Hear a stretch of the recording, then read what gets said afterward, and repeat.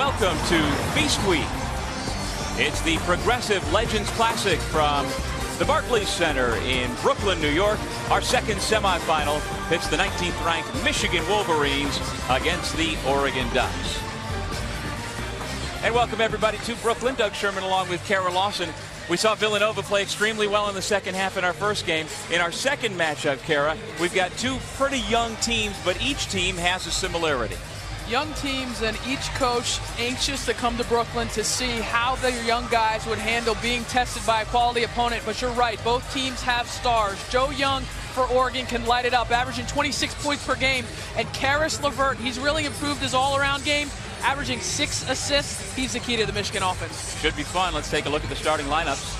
First for the Wolverines from Ann Arbor, Derek Walton Jr. at the point, Zach Irvin and Karis LeVert. Terrific trio in the backcourt for Michigan, Cameron Chapman and Mark Donald. And for Oregon, there is Joe Young, the senior transfer from the University of Houston, Ahmad Rory, Dwayne Benjamin, Elgin Cook, and Dylan Brooks. Lots of new faces for Oregon this year as they get ready for the Pac-12 Conference.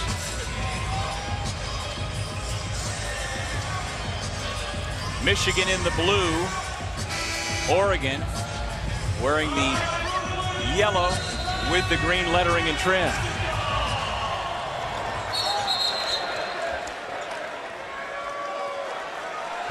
Well, Elgin Cook, you can only tip it. You can't catch it off the jump ball. So right off the bat, we're going to get a look at this Michigan offense and how they handle pressure. Oregon will get out and pressure you. How they handle that in the full court and also in the half court will be key for the Wolverines. Oregon has only 8 men, really, an 8-man rotation. As we talked about, many new faces trying to get used to each other. Irvin misfires on his first attempt. And the man trying to make it work for Oregon, Dana Altman, in his 5th year with the Ducks, 1978 graduate of Eastern New Mexico University. He was the National Coach of the Year a couple of years back.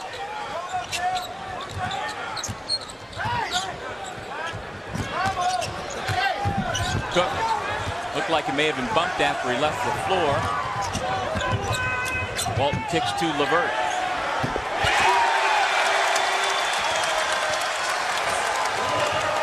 The end-to-end speed of Derek Walton makes a huge difference for this Michigan team. Finding guys in transition, it's been an improvement of Derek Walton's game from his freshman to sophomore year. John Beilein in year number 8 as Michigan's head coach. He played Division II basketball at what was then known as Wheeling College back in the early mid-70s in West Virginia. He's a native of upstate New York. Off the inbound, nice look. Dwayne Benjamin for 2.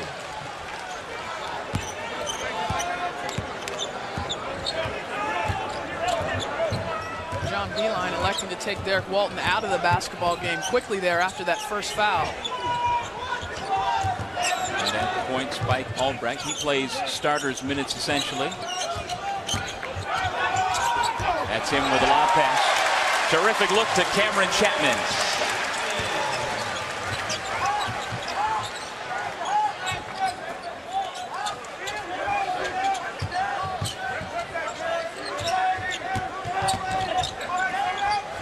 Cook for 3. That's a brick. Long rebound comes to the Wolverines. Karis LeVert brings it up.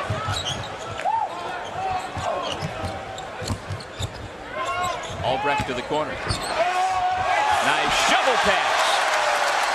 Donnell with the dunk.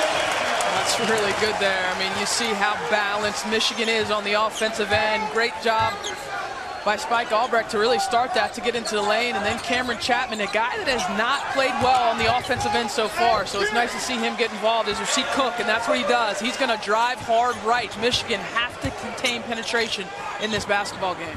The junior from Milwaukee makes it 7-4 Michigan.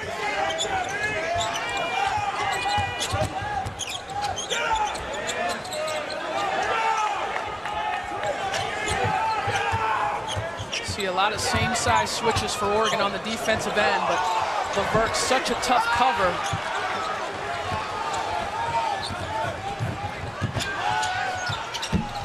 Young's first shot off the mark, and the rebound goes up and over the top of the backboard. So what's the strength of Michigan offensively? They have a lot of guys that can pass, a lot of guys that can score the basketball. Here's Chapman, the lefty, 4-player, freshman front court, freshman to freshman there.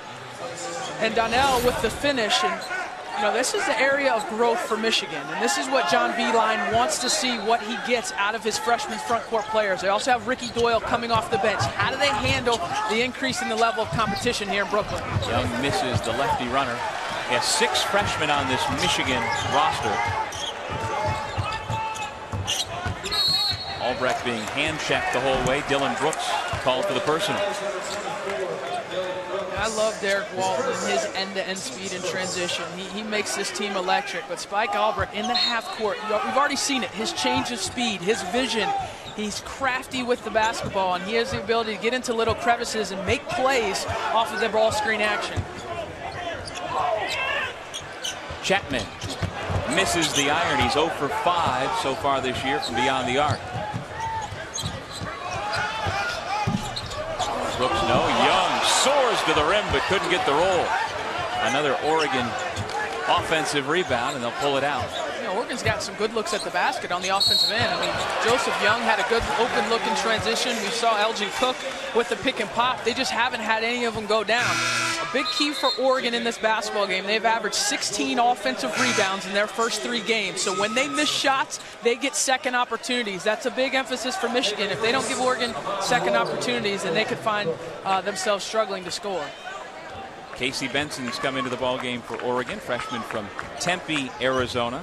He's the backup point guard to Ahmad Rory. They play similar minutes, at least so far this year, through the first 3 games.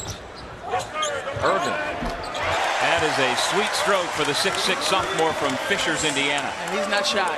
I mean, Zach Irvin, he's going to put it up. He lives in that corner in John Beilein's offense, but he does not hesitate. If he gets a clean look at the basket, he's going to go. Joseph Young. Wow. Splits the double team and goes up with the left-handed hammer. Second team all Pac-12 last year, averaged nearly 19 per game, and they need that sort of production each night this year if they're going to win. Well, they do, and Zach Irvin, a big piece, the leading scorer for Michigan coming into this game, almost 21 a game. His confidence from beyond the arc at an all-time high for the Wolverines. But they've got a great scorer up in Eugene, and that's Joe Young going to the rack hard. We've got a 4-point game. Michigan has the early lead over Oregon. We send it over to Jeff Goodman, the 3rd member of our broadcast team, with more on the Ducks. This was not the roster that Dana Altman was anticipating at Oregon. He had 5 guys graduate, but 2 transferred, 2 didn't get into school, and the big hit came when 3 were accused of sexual assault. There were no charges filed, and they were later dismissed by the university. Damian Dodson, you've got Dominic Artis, and also Brandon Austin. Those 3 guys were thrown out of school. 2 of them right now, all 3 are in junior college. The only one playing in junior college, Brandon Austin at Northwest Florida State.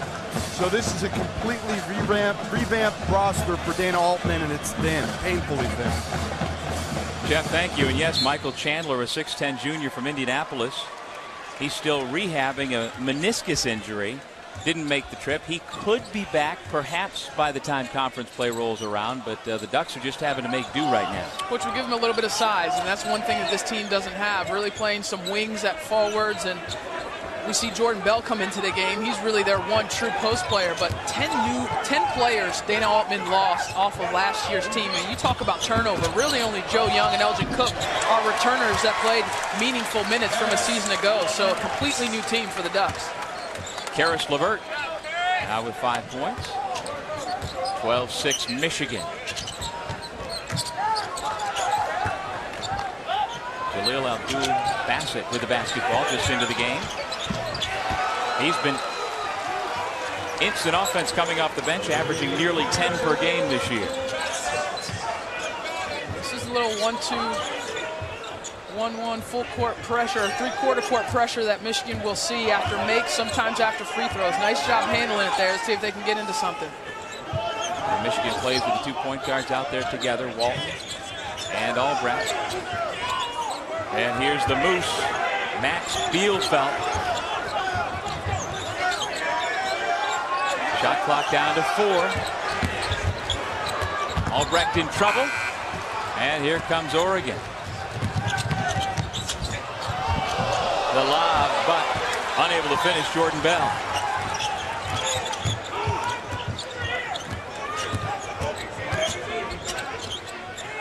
Albrecht with a wide open look.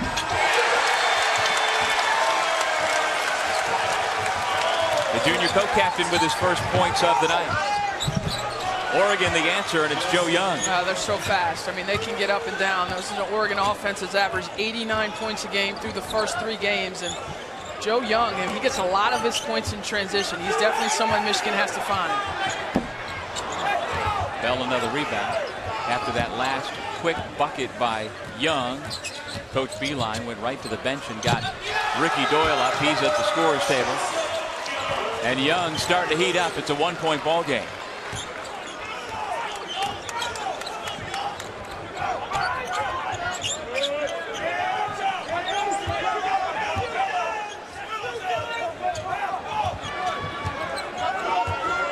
Zach Irvin averaging nearly 21 points per game. Levert, that's going to be off the mark short.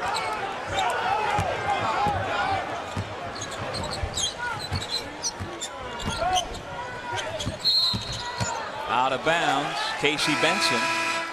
Back to the Wolverines.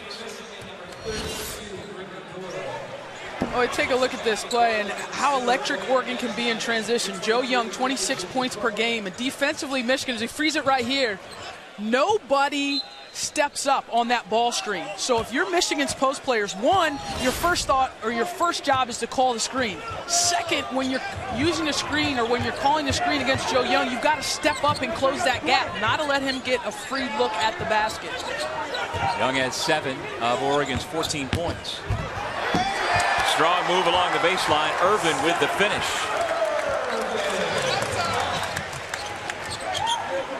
You see the difference there? I mean, that was really good by Derek Walton there. Transition, closing out, hands high, not allowing them to get a free look. And that's better there by Ricky Doyle. So just difference there with someone else in the ball game, new personnel.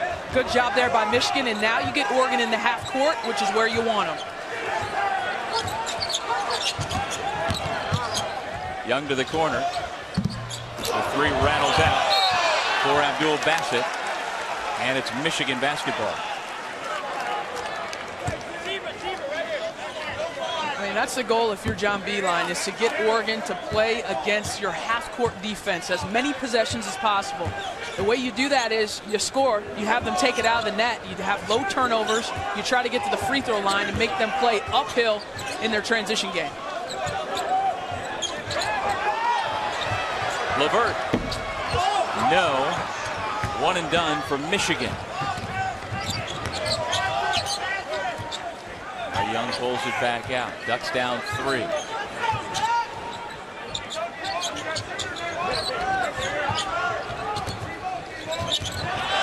the takeaway. He's got Young to beat. Can't do it. Missed the shot. Out of bounds. Oregon basketball. Joe Young's been delivering for Oregon, but Michigan is up 3. Semifinal of the Progressive Legends Classic. It's part of Feast Week presented by Lowe's here at Barclays Center in Brooklyn. Michigan with the early 3-point lead. Defensively, the Wolverines are keeping their eye on young Mr. Joe Young. It's tough. I mean, the thing that impresses me the most about Joe Young is how efficient he is. A lot of times we see players across the country that average those big numbers and their shooting percentages aren't great. And you look at Joe Young, and this year he's 50% from the field, and he's perfect from the free throw line. He's 50, 40, 100 guy this year. You say, well, that's a small sample size. Well, even last year, his numbers are very high and efficient, and I think that's what makes him one of the best offensive guards in the country, because he does it at a high rate and he's very efficient with it. And Kara, he has gladly embraced a larger leadership role with this young group of teammates as Benjamin misfires. As an example off the court, back in September, Joe Young took his team to the grocery store. Each player had to prepare 1 dish. So he prepared pork chops. Somebody else prepared mac and cheese, somebody else fish. Just a way to get this new group of Ducks feeling like a team. So many new players, and you love that if you're Dana Altman, because it's your senior, it's your leader, it's your best player. And Elgin Cook has also stepped up, become more of a vocal leader in practice, but they're going to lean on those two players for the bulk of this season until some of these young guys come around. Yeah, Young, the senior from Houston, Cook, the junior from Milwaukee.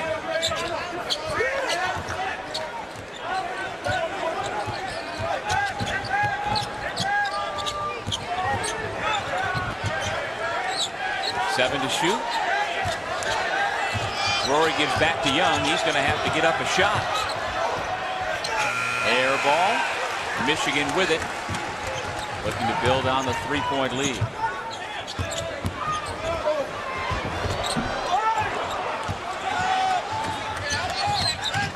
Rory spins. Cook throws it down.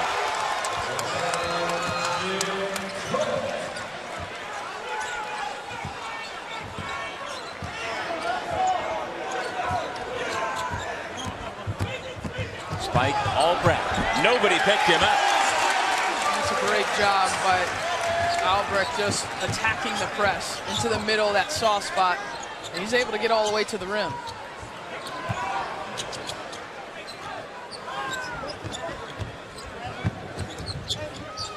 Benjamin finds the open man, Rory. Offensive foul. Transition game. That's his team strength. That's a great job by Rory to find Cook. Nice little spin in the open court, and Cook is a strong finisher. You set up that press, and how about Spike Albrecht? We've seen him do this so many times. Get into the lane and go right and go left. He can finish and does a nice job there on the defensive end of drawing the charge. But already you see the contrast. How good Oregon is in running up the floor in their transition offense. And when Michigan can line up their defense in the half court, they've done a pretty good job of keeping Oregon from scoring. Derek Walton Jr. with the basketball. Irvin. He doesn't need much space. Left it short. Oregon down 3 with the basketball.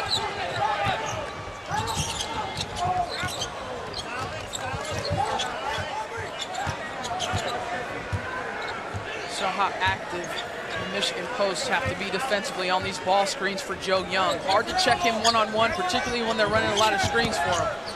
Wayne Benjamin off the window for 2. Junior from Lafayette, Louisiana's got 4 early points. Chapman, nice look. And the slam by Aubrey Dawkins. Son of former Duke All-American Johnny Dawkins, currently the head coach at Stanford, and he has a very bright future. Michigan is extremely high on him. Blocking foul as Cook made his way to the basket. So you attack pressure, and that's what Benjamin does there, Dwayne Benjamin. And you know, we talked about Oregon and their size and how they're smaller on the front court. Well, where is that an advantage for them? They have great quickness with their front court players that will look the face up, put the basketball on the floor with Cook and Benjamin and get by you, and we see that there. One-on-one defense for Michigan's post is going to be very important because we see how quick Benjamin is in getting to the basket. Oregon starts 6'6", 6'6", and 6'7" along the front line with Cook, Brooks, and Benjamin. Jordan Bell at 6'9", the tallest active member on the roster. DJ Wilson, freshman from Sacramento, commits the foul. Well, the winner of this ball game will play for the championship of this event against that man's team, Jay Wright's Villanova Wildcats. Winners earlier tonight, 77-53. And what a second half. They used a 16-0 run in the second half to absolutely blitz VCU. You don't see many teams handle the VCU pressure like Jay Wright's team did tonight. And, you know, their experience, I think, really shone through in that game. Javon Pinkston, Darren Hilliard, Ryan Archidiacono, just the experience they have on that team really paid dividends for that group, and they were spectacular on the offensive end in that second 20 minutes. And somebody who made only one basket may have been the player of the game, Ryan Archidiakono. 9 assists, 0 turnovers against that pressure. Zach Irvin for the second time off the bounce able to get to the rim.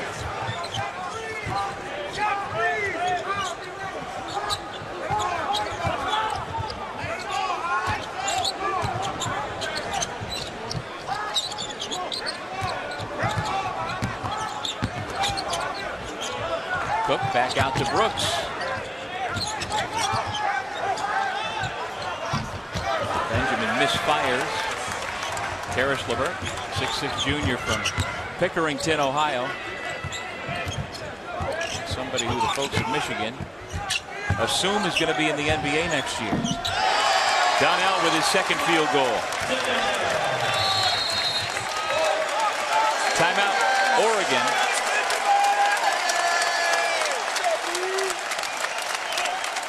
Six unanswered points by the Wolverines. You know, what's interesting about this first half is I believe that John Beilein's already played 11 players, and that's not something that we're used to seeing this early. And they found a groove offensively with different lineups on the floor. And remember, Donnell, Doyle, when you look at those freshmen, those big men, they're going to be counted on the improvement. And John Beilein, we talked about the balance for him in terms of playing freshmen, getting them experience, but also leaning on your veterans. And he felt like this was a tournament that his young guys, Donnell and Ricky Doyle, were going to get some good experience against some quality competition. Care what I like is seeing Zach Irvin, who last year as a freshman, 3/4 of his field goal attempts came from beyond the arc. He continues to expand his game. We see already twice to the rim for a dunk and a layup. More difficult, more unpredictable, and that's what you have to do from freshman to sophomore year as teams become more apt to game plan for you, as you become a feature part of the offense. Remember, this is a group that lost Nick Stauskas. They lost Mitch McGarry to the NBA. So Zach Irvin coming in, he knew he was going to be a feature part of this offense, and he is off to a fantastic offensive start to the season. And you're right, with Stauskas in the NBA with the Sacramento Kings, he's one of the guys really having to pick up that scoring slack. But he's certainly capable, you would think, a former Mr. Basketball in the state of Indiana. Bell the air ball, and the Ducks just keep coming. Dylan Brooks gets his first 2. You know, that's what jumps off the page of this Oregon team was how hard they play. I mean, Dana Altman, this might be a team that you're not sure what you're going to get in terms of having so many new players, but what he's gotten every single night so far this season has been consistent effort on the glass, on the offensive glass in particular, and it's paid dividends there. On the floor now for Michigan, number 12, Muhammad Ali Abdur-Rahman. Albrecht's pass knocked away. Casey Benson back the other way for the Ducks. That's going to be a chance for 3 for the freshman from Mississauga, Ontario, Dylan Brooks. Michigan's lead back down to 3. Michigan holding a 3-point lead over Oregon. Kara Lawson, we have seen the Wolverines go deeper into their bench early than we are accustomed to. Yeah, a little bit surprising. I mean, John Beilein has played 11 guys, and you know, we've seen early appearances from Aubrey Dawkins, from Abdur-Rahman.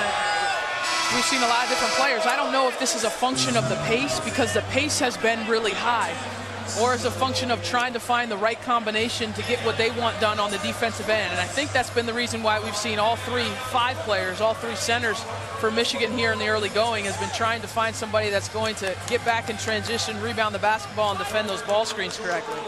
Well, I think it goes hand in hand probably with the words John Beilein told us earlier this afternoon.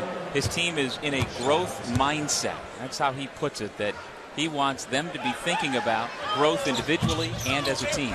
Yeah, I love what he said. He said, we're not into jumps, we're taking steps. And you have to have that type of mindset with a young team. There's going to be some times where guys make mistakes, and you know, you know, he's on a short list of guys that you would want leading and teaching a young team, because John Beilein has made a living in college basketball by being one of the finest teachers of the game. Right, he's truly a teacher as well as a coach. Actually was a high school teacher in upstate New York right out of college. Shot clock under 10. Irvin has it taken away, but he's able to somehow get it back. Shot clock never reset.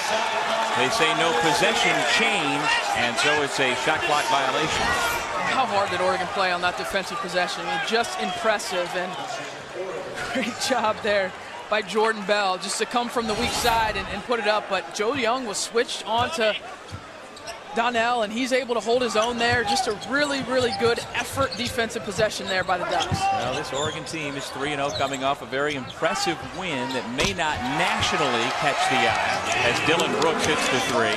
But last Friday, they beat Toledo 78-68 for Dana Altman's 100th win at Oregon.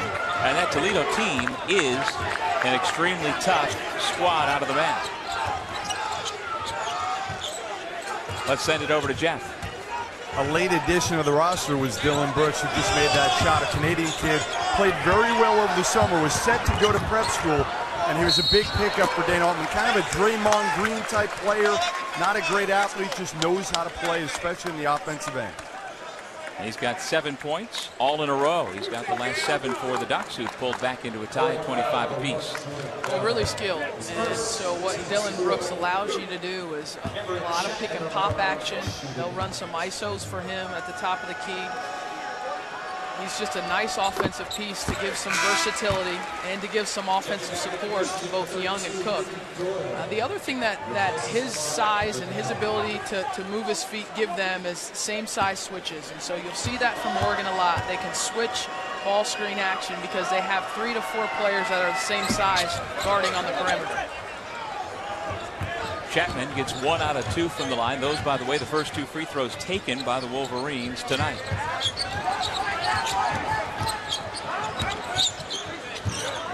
Young guarded by Albrecht.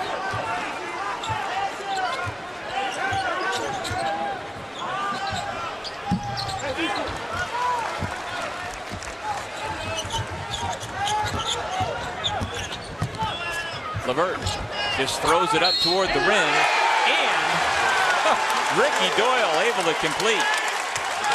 They'll have a chance for a 3-point play when we come back to the Barclays Center in Brooklyn. Michigan's Karis LeVert was a preseason top 50 for the John Wooden Award. He's got tremendous versatility here. Oh, he does, and he leads the break, and that's a difficult matchup problem. But one of the big improvements for Karis LeVert has been passing the basketball. He's averaging 6 assists a game. He already has 3 this evening, and one of the areas of growth that John Beilein talked about is he said, listen, earlier in Karis' career, he'd drive into the lane and he wouldn't know what to do next. He wouldn't make the correct reads, or he'd be sped up. Now he slows down, at least mentally. He understands where to look, and certainly that 6'7" frame gives him an advantage, being able to see over the defense. But a good pass there and a great playmaker in Karis LeVert. He's a young man, Kara, who is naturally unassuming, doesn't find himself as the vocal leader, but it is his show now. He has been the backup the last couple of years, but with people like Trey Burke moving on to the NBA, it's his show. And you know, the last time out, he took over the ball game against Detroit with 17 points in the second half, and he won that game for the Wolverines. That's the next step for Karis LeVert, is that killer instinct on the offensive end, just that ability to turn it up a notch, to try and dominate when his team needs it. And Ricky Doyle, I mean, he's coming in and giving John Beilein some really good minutes here. Yeah, the freshman from Cape Coral, Florida, is fired up. Shot clock continues to wind down at 17. Irvin knocks the ball away, but Michigan couldn't secure it. So the energy, the weak side defense, we're going to take a look at Ricky Doyle here on that end of the floor, and just comes over in the lane. Great job as a secondary defender to send that rejection, and that's what you need against this Oregon team. Hard drivers, and Doyle does an excellent job, the freshman, just 18 years old. Originally, the shot clock was reset to 35. They got it back down to 10, saying there was no change of possession. Now off of that first failed inbound, it's 9, and now it's a moot point. Air ball by Young has Michigan coming back the other way.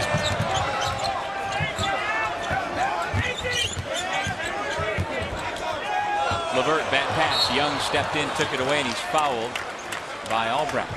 Michigan fouls for 2, Spike Albrecht. His first, team 6.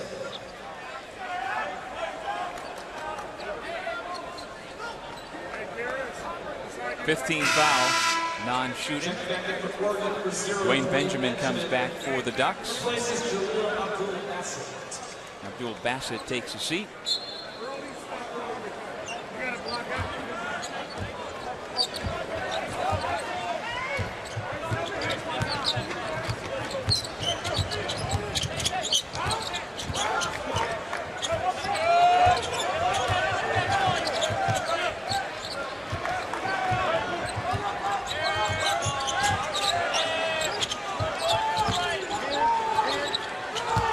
Jordan Bell on the post.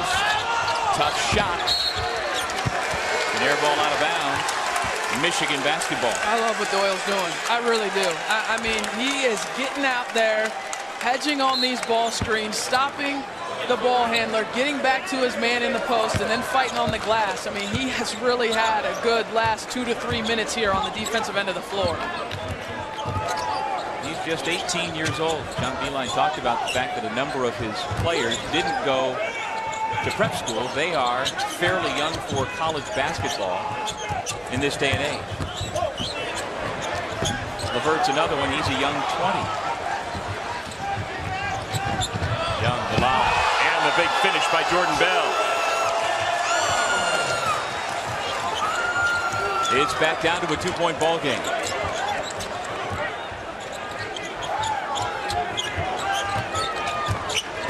Dawkins gets the corner on Benjamin and then passed it into the Oregon bench. I love watching this team in transition. I mean, they all run hard, and that's the base for any good transition team. Not your guards, but your posts. If your posts run hard, like Jordan Bell does right there, you can get a lot of opportunities, and he just sneaks behind. And he's got Spike Albrecht, a guard, trying to check him there, and that's an easy pass and play there for Joe Young. Yeah, Young the assist, and Bell, one of the other freshmen on the roster from Long Beach, California. To your point, Kara, Oregon has an advantage in fast break points, as you see, 6-zip. They're fun to watch. I think this Oregon team has surprised some people here early. I know it's the first month of the season, but I don't think any of us knew what to expect because of the turnover and because Dana Altman was going to be relying on so many freshmen, so many new players. And they keep playing like this, and they're going to surprise some people out in the Pac-12. I think picked 8th preseason in the Pac-12, but they play so hard. I mean, they play so hard on both ends of the floor. Their posts run the court hard. They go to the offensive glass hard. Really impressive first 18 minutes for these guys. Now, clearly, Arizona is the team to beat in the Pac-12. Then you've got Colorado, Utah, maybe Cal. So you think Oregon has a chance to be better than that 8? It could be. They keep playing like this. They could be. So their size or the lack thereof is what worries you a little bit because they don't have a dominant low post presence. They don't have a dominant player, but 16 offensive rebounds averaging a game. If they run this hard and defend this hard, they're going to win a lot more games than people expect out there.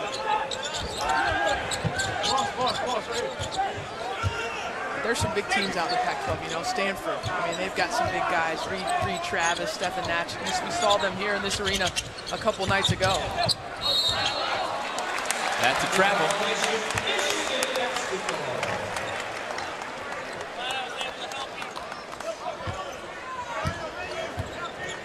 LeVert and Albrecht in the backcourt for the Wolverines.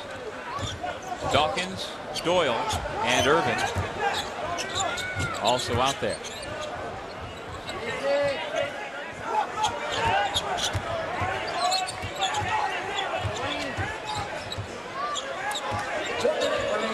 Albrecht.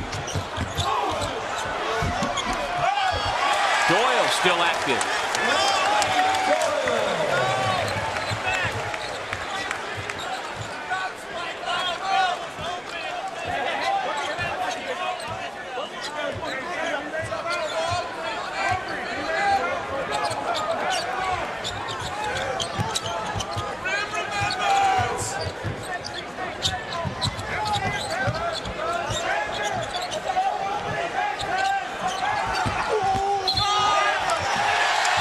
That's a charge against Elgin Cook. One of the things that that Michigan emphasized in their shoot-around today is the hard drivers. And Elgin Cook's a guy that loves to drive right. Zach Irvin playing scouting report perfectly there, gets his body in front. He's able to take a charge. I think that's the third charge in the first half here for Michigan. So they've done a good job of stepping in there and taking the contact. Final 15 seconds of the half.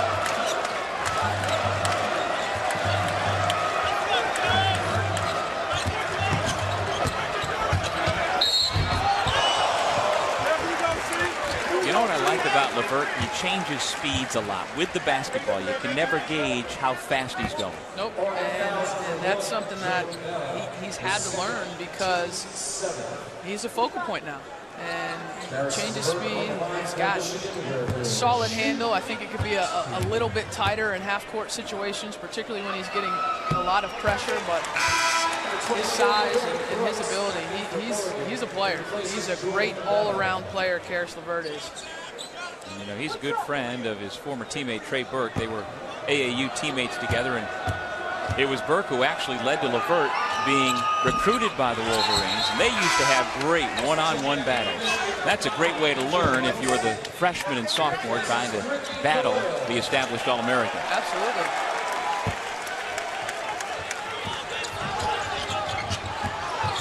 Benson's runner does not go, and the Wolverines close out the first half on an 8-2 run, and they head to the locker room here at the Barclays Center with a 6-point lead. With 11 players getting into the game, 7 of them scored. Michigan 33, Oregon 27. We send it over to Jeff Goodman. John, you were without Derek Walton for much of that first half. How differently do you have to play with him on the bench? We're just throwing a whole lot of guys in the mix really right now, Jeff, to see what we can do. You know, we're trying to figure out who we are every day that we play. So with Derek being out, that made us to try to identify some other things, and we'll just keep learning from it. Held them to 27 points, though, at the half. How pleased are you with your defense? Well, I really like when we can get in front of them, give them great help side defense, not letting them get their penetration game as much as they can. Got to do that again in the second half, and then, of course, keep them from getting second opportunity. Thanks, John. All right, thank you, Jeff. Thank you, Coach. At the half, 33-27 Michigan. We'll be back with highlights. First half action right after these messages.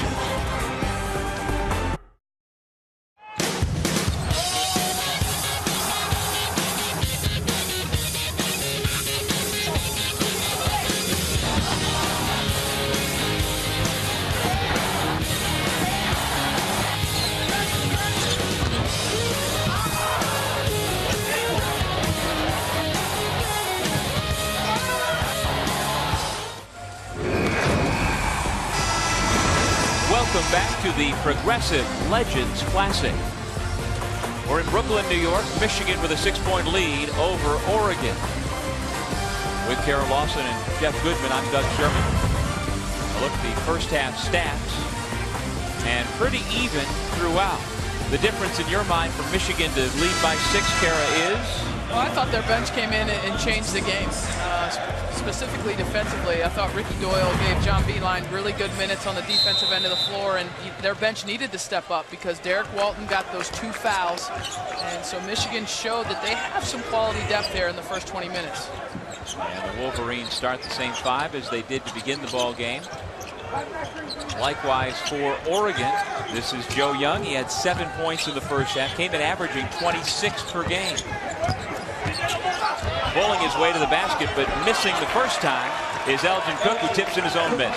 Nice recognition of the switch there by Oregon. He had Derek Walton on him, Elgin Cook did, and they go right into the post and take advantage of that size mismatch. Again, Oregon has only 2 veterans back from last year. There's a veteran for Michigan in Zach Irvin. He's into double figures.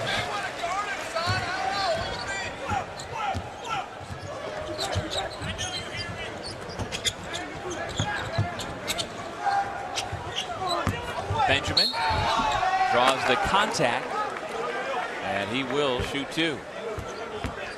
Michigan fouls for 34, Mark His first First in the second half. First on Mark Donnell, redshirt freshman from Monclova, Ohio.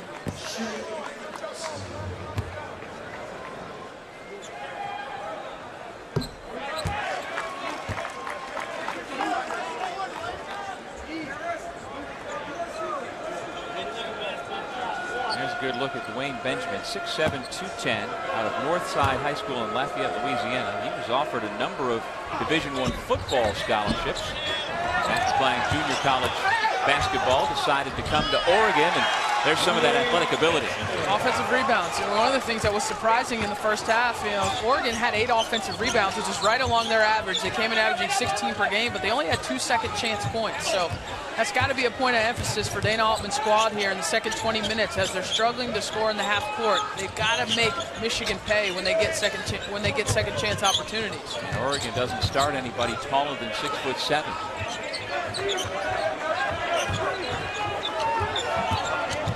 Walton. Zach Irvin pulls it back out. Chapman wide open, misfires, and that's Benjamin coming away with it.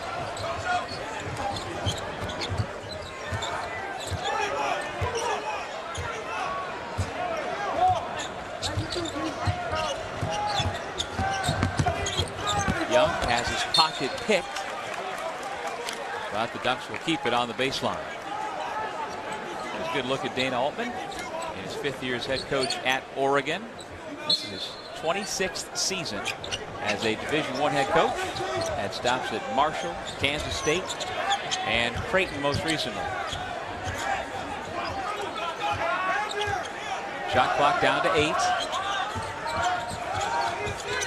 Back to Cook on the pick and pop. And once again, the offensive rebound keeps the Ducks going. Dylan Brooks with a chance for 3. I mean, it's been their offense here in the second half. Nice little pick and pop there, and nobody checks out. I mean, it's a free run to the basket, whether it's Dylan Brooks, whether it's Dwayne Benjamin, whether it's Elgin Cook. If they're out on the perimeter and the shot goes up, and you're Michigan, you have to get a body on those guys. You're doing a great job on the first shot. It's the second shot that's killing you here in the first part of the second half. And with that, Walton picked up his 3rd personal foul and heads to the bench. Spike Albrecht back in at the point. Oregon has used a 6-0 run to pull within 1. Karis LeVert heads to the free throw line. Oregon fouls for 23, Elgin Cook picks up his 2nd. He's the son of 4-time NBA All-Star Alvin Robertson. Played, of course, for the Spurs and the Bucks. Former star for the Arkansas Razorbacks.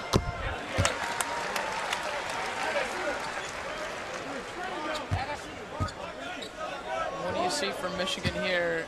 Oregon goes on a little bit of a run because of their offensive rebounding, and John Beilein gets the ball into LeVert's hands and gives him an opportunity to make a play to try and stymie this Oregon Duck run. Cook.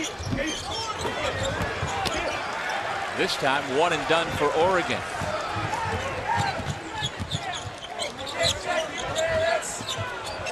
LeVert hangs in the air and once again earns a trip to the stripe. Boy, with that size and that length, he's a tough assignment. He is, and his change of speed, his hesitation. I'm not sure there's a player on Oregon's team that one-on-one has the ability to keep Karis LeVert in front, and that's been the best offense here the last few possessions for Michigan, is just to give him the basketball and let him operate. If they're not going to bring help, let LeVert operate one-on-one and get to the basket. Let's go back over to Jeff with more on Karis LeVert. If John Gross didn't get the Illinois job, Karis LeVert would be at Ohio University right now. He signed with Ohio U. John Gross ends up getting the Illinois job, and the rest is history to some degree. John Beilein ends up taking a chance on him, and he's kind of the next under-the-radar find for John Beilein. It was Trey Burke a couple years ago, Nick Stauskas last year, and as Kara mentioned, the key right now for Karis LeVert. Is he going to be that guy who wants to take over a game and shows that toughness? Yeah, I think that's the next step for him, Jeff, is just that toughness and that killer instinct on the offensive end of the floor. But, you know, I think LeVert and his maturation, that speaks to how good a job John Beilein and his staff do at player development. And you look at the players that have come into Michigan over the last 4 or 5 years and what they developed into. Pro-level prospects, first-round picks, and LeVert is poised to join them very soon. Shot clock down to 3. Bad decision by Bell.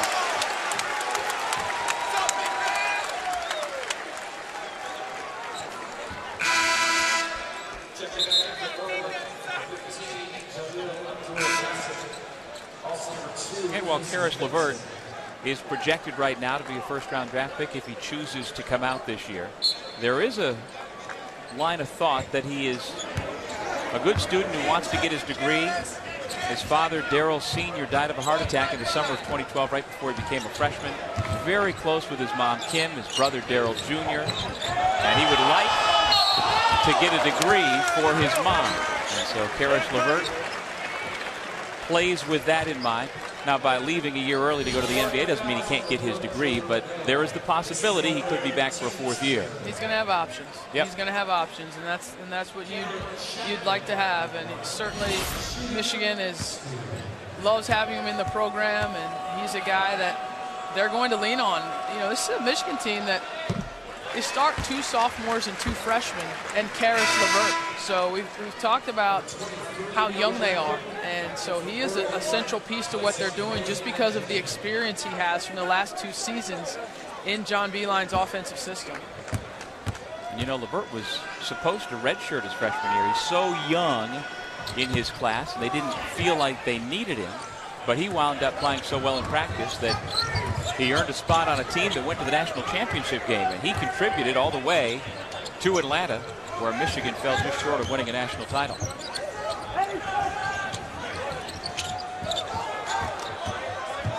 Actually, it's only been a couple of years, but Michigan has only 2 guys who are real contributors still around. Spike Albrecht, people remember he had a big Final Four at the Georgia Dome. Shot clock at 3. Young at the buzzer. And a foul against the Ducks. Karis LeVert, one of the co-captains for the Wolverines, has his team up by 5. The winner of our nightcap between Michigan and Oregon advances to play in the championship tomorrow night here at the Barclays Center against Villanova. With Tara Lawson and Jeff Goodman, I'm Doug Sherman. And Michigan led by 6 at halftime, on top by 5 now. Oregon is yet to lead, Kara. They've never been able to quite get over that hump, but Michigan can't shake them either.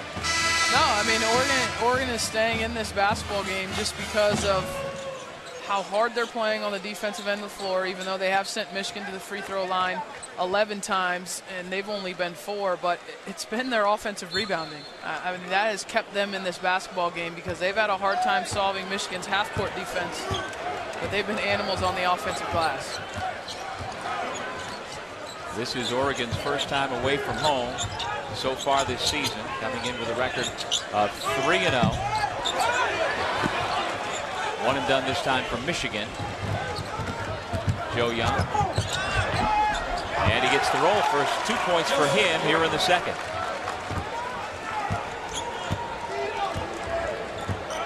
Oregon's got wins this year over Coppin State, over Detroit, and over Toledo.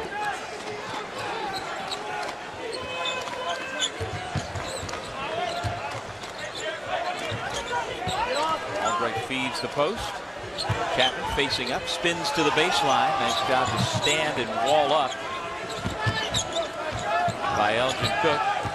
7 to shoot. Albrecht. And Bell blocks it out of bounds. Michigan will have 3 seconds to work with. Bell goes out. Brooks comes back into play with those 3 personal fouls. Watch LeVert here.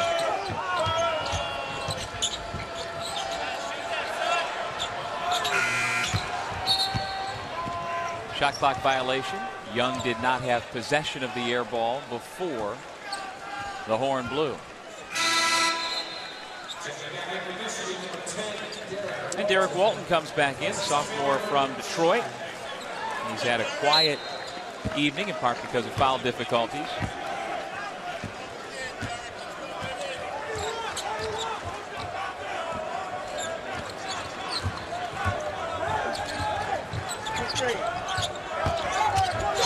Young drops it off, and the whistle. It's an offensive foul against Joe Young.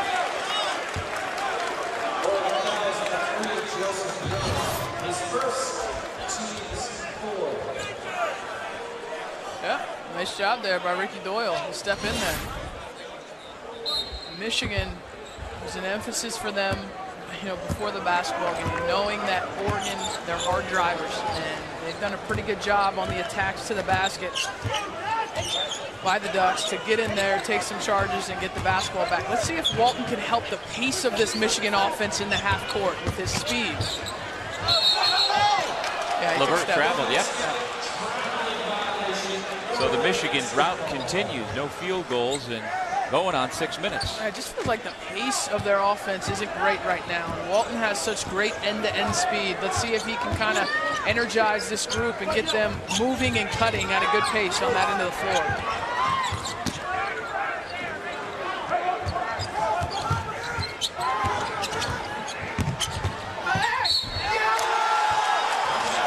Oregon's going to have a chance to tie from the free throw line. Elton Cook with a strong finish. So it's just a 4-5 pick and roll, and what they're doing is they're attacking the five-man defender, right? Ricky Doyle, and then so help that has to come over is Karis LeVert, and it's late. The help is late. And, you know, what Oregon's doing offensively is very similar to what Detroit did against Michigan and where they had success. Right? That was a tight game until the last 5 minutes of that ball game. 5-guard offense, 5 players that can all attack and score.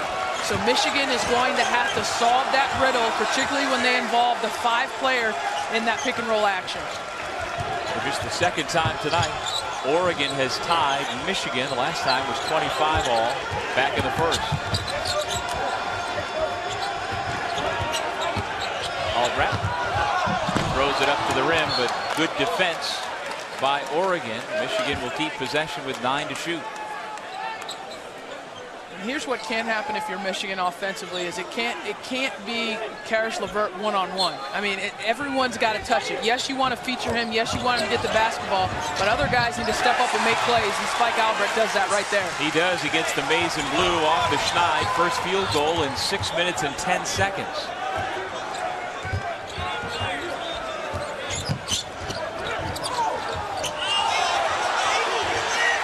Young was going to turn it over one way or the other. Left his feet in traffic and had nowhere to go. Zach Irvin draws the foul.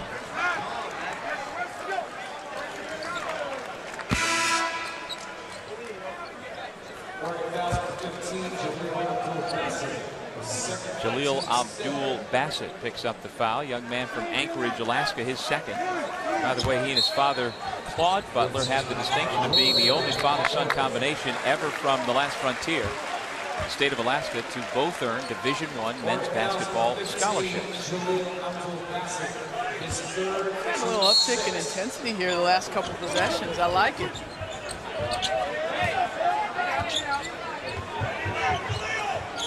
Walton takes the basketball from his roommate, Zach Irvin.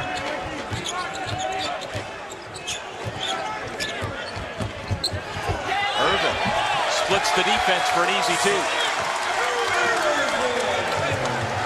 And again, as a freshman, his bread and butter was shooting from the perimeter. Tonight, we're seeing his game expand.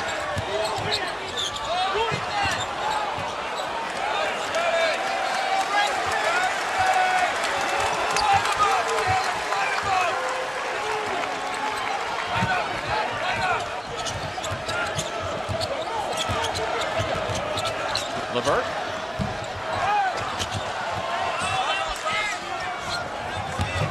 Quickly back the other way. How about LeVert? Mr. Brooks, get that out of here.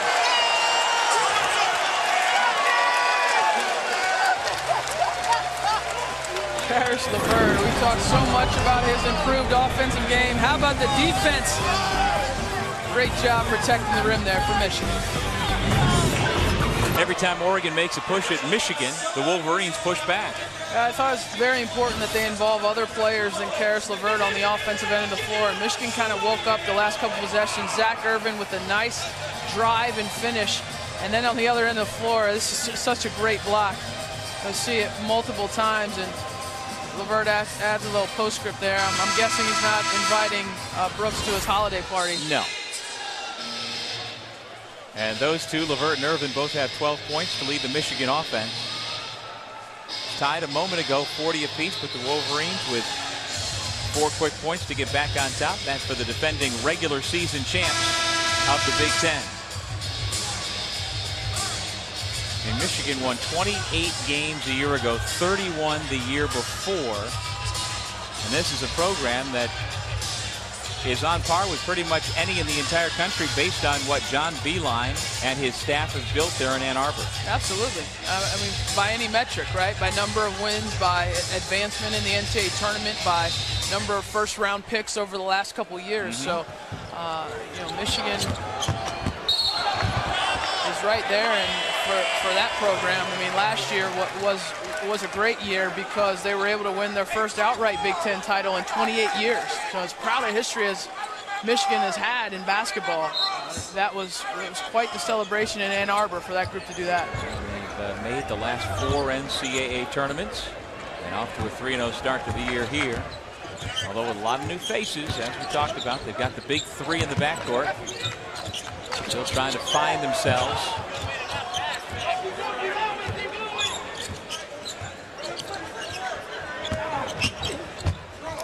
Irvin fouled on the pass.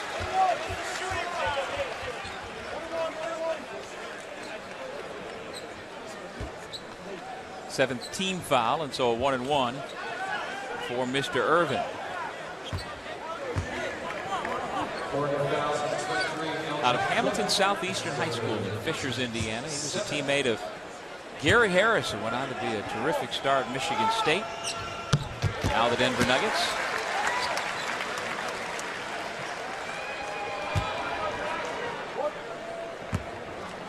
Now this year, Coach Beilein says he needs this young man to be a volume shooter.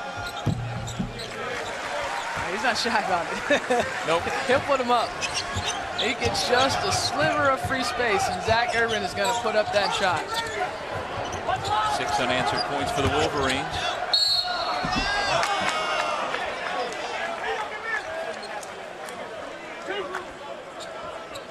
Well, they're going to attack Donnell, and he's got to be prepared for it. We see Michigan, they're going to go to Ricky Doyle here defensively because the last couple times down on the court, it's been isolation action for Elgin Cook at the elbow, and they said, we think our guy can beat your guy from the elbow in, and that's what he's done. He missed that first layup, but he gets fouled there, so we've got to change here and see if Ricky Doyle can do a better job in one-on-one defense.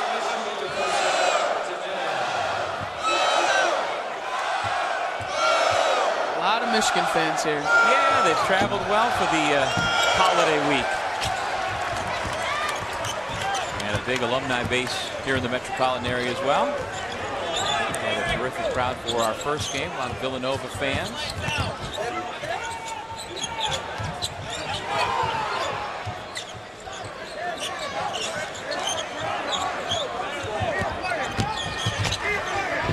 Derek Walton Jr.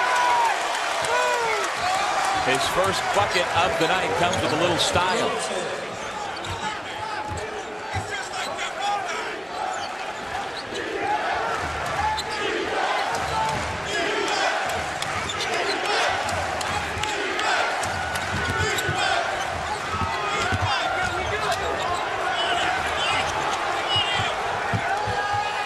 Young from the corner for 3. Timeout, Oregon. What an answer. The Ducks continue to hang around, down 5 to the Wolverines. A bit of breathing room here in the second half, 5-point lead, and a big part of that has been their attack mode on the offensive end of the floor. Derek Walton played by foul trouble in the first half. the separation, the hang time, great elevation here by the point guard. How about this being his first bucket of the basketball game? First points for the point guard. It's going to be big for him down the stretch to be involved, to attack. He's such a vital piece to what they do on the offensive end of the floor. Member of the Big Ten All-Freshman team last year when he averaged about 8 points per game. Terrific three-point shooter, knocked out over 41%. But as you say, those were his first points here tonight. They do need more offense out of him this year. They do. They need more offense. They need consistency from him every night.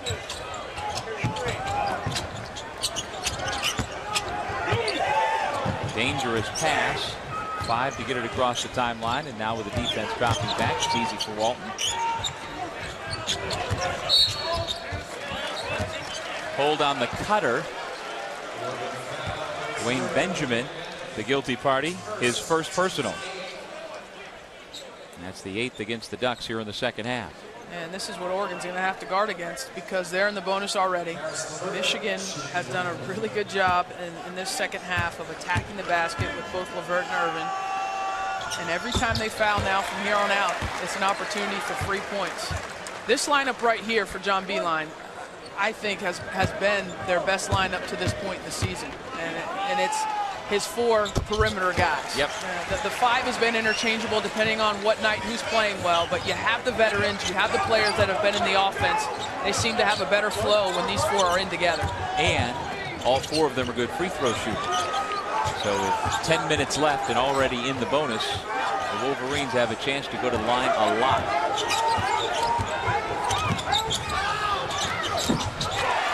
Nice set for the Ducks. Rory's got his first points of the night. Hanging around, aren't they? They are. Hanging around. Every time it seems like Michigan seizes the momentum and is going to start to make this a double-digit lead, Oregon comes back with a big shot. Oregon has tied the game twice, but has not been able to take a lead. Here come the Ducks again. Benjamin appears to have been hit in the eye. He plays on.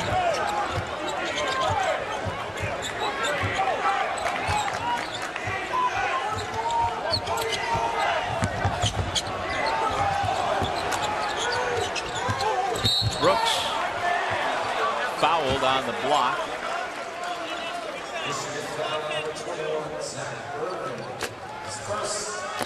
Just the first on Irvin. And as you see, the 5th against the Wolverines in the second half.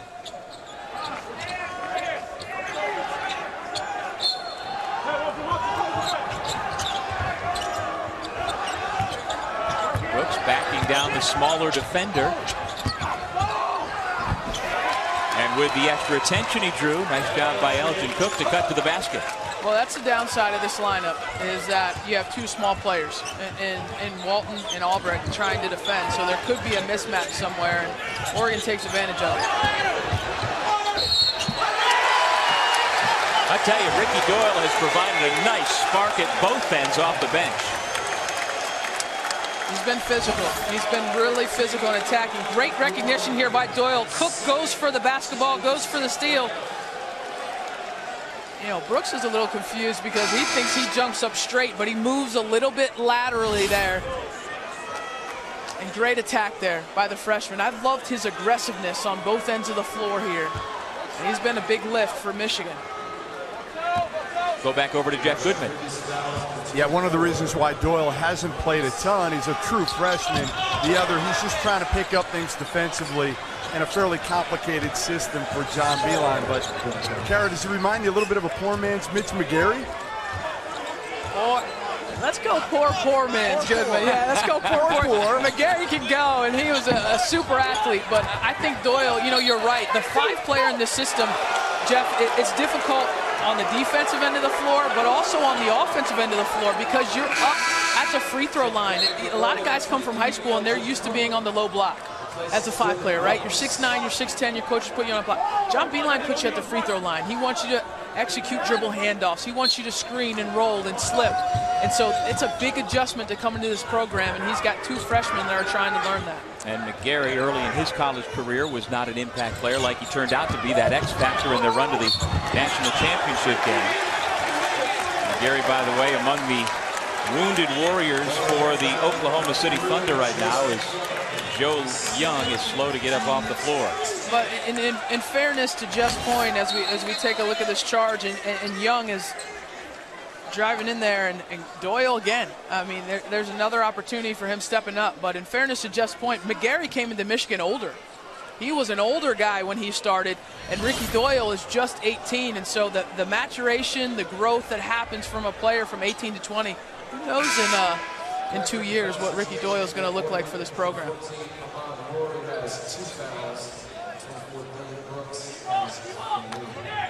Casey Benson replaces Joe Young, who went down hard on that last play.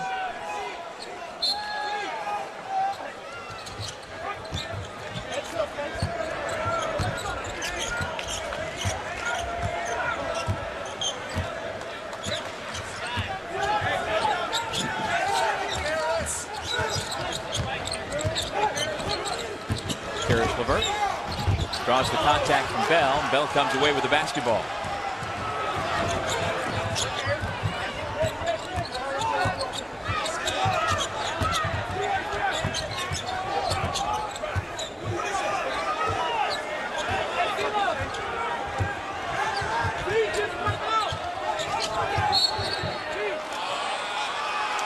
Irvin called for the foul. Back to Brooklyn after this. Zach Irvin, the sophomore from Fishers, Indiana, playing well tonight for the Wolverines. No, he is. In the second half, really upped his aggressiveness in terms of driving to the basket. At times, he's that prolific three-point shooter for this team. But here in the second half, I really like his aggressiveness, putting the basketball on the floor, attacking. And, you know, the balance that he gives this offense, it's a wing opposite Karis LeVert that can be explosive, that can get hot. Really stepping up in his sophomore season, being a consistent offensive player for this crew. Well, this is a Michigan team that has had a better than 2-to-1 assist to turnover ratio as a team. Last year they were 8th in the country at 1.52 to 1 in assist to turnover. And they led the NCAA in fewest fouls per game last year as well. Discipline, a lot of discipline you get out of a John Beilein team. Hard to defend because you have smart players. It's reading and reacting to what the defense is doing. It's skilled. I mean, that's the biggest strength of this team, that they have guys that are good shooters, good passers, just solid offensive players on the perimeter. Well, their quote big three of LeVert, Irvin, and Walton this year have combined for 50% from beyond the arc coming into tonight. Clean look for Brooks, well short. Walton the rebound, and here comes the Michigan Wolverines. Good hustle from behind by Jordan Bell, but the blocking foul is called against Casey Benson. And that's the end-to-end speed we talked about with Walton when he came back into the basketball game, that he can interject some life and some energy into this offense because of this. That's just on a miss. That's on a miss. He gets the rebound, and he's able to take it and put pressure on the defense because of his speed and his ability to finish at the rim.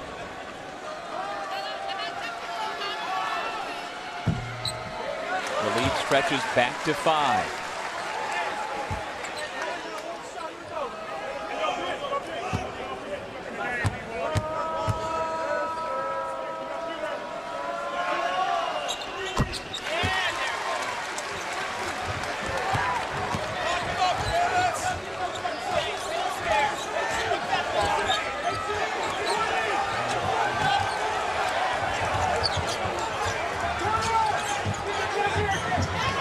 Benjamin for three. He was fouled on the shot.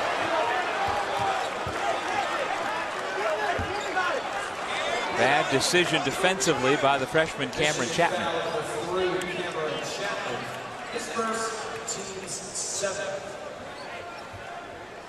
How hard was Karis LeVert working at the top of that press? I mean, he almost forced a 10-second call.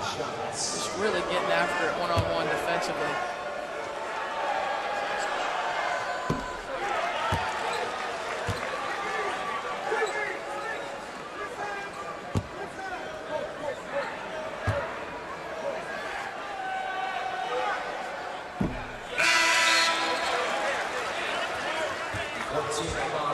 Rory and Cook return.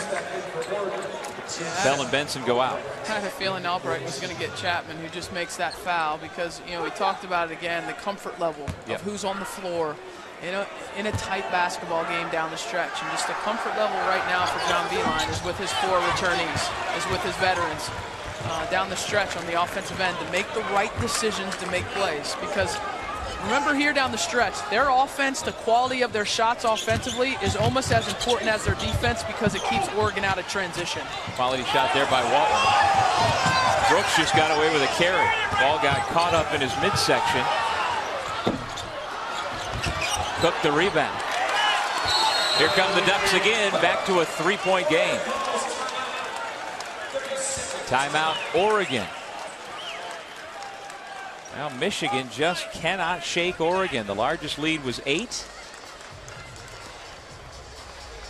And one of the 2 returning veterans for Oregon, Elgin Cook, continues to help keep them close. Well, I think John Beilein would like to have some size on the front court to contend with Oregon and their live bodies. And Elgin Cook, one of those live bodies, runs hard in transition, is a physical player, driving hard to the basket.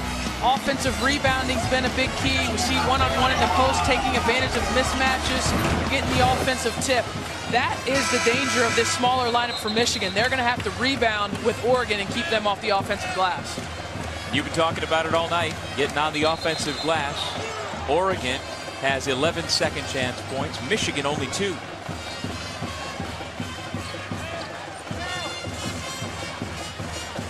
It's the second semifinal of the Progressive Legends Classic at the Barclays Center in Brooklyn, New York, with Carol Lawson and Jeff Goodman. I'm Doug Sherman. 6:29 remaining in the second half. The winner of this gets Villanova tomorrow night. Villanova had its way in the second half earlier this evening against VCU.